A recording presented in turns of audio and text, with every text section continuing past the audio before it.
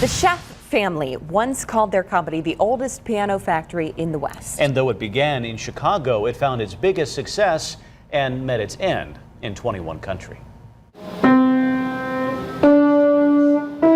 They established in 1868 in the Chicago, Illinois area.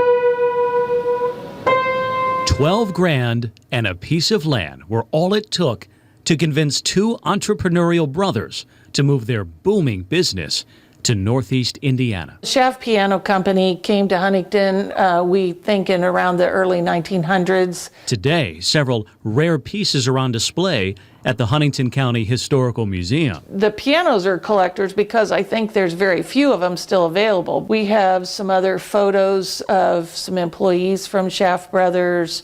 We have obviously some other things up here, memorabilia as far as photos and some letters from some satisfied customers. They did have a store downtown that they sold the pianos and then sheet music and other things from that location. But that building and the plant over on Riverside Drive eventually closed. It ran its course.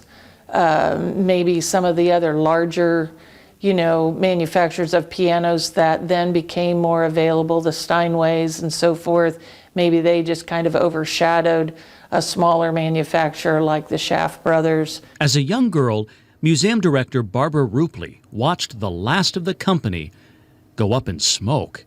My father worked on the fire department since 1962, and they called the off-duty firefighters to come because it was such a large fire. So we went out there and he pulled up on Riverside Drive and you could feel the heat from the fire out there at the street. It was just pretty impactful, I think, to, us as young people. Though they do live on through Huntington's ironclad memory of its manufacturing history. I think that one of the things is that the Schaff Brothers Piano Company is, was such a instrumental thing in the making of Huntington, the city and the county alike, and making us on the map at that particular point of history.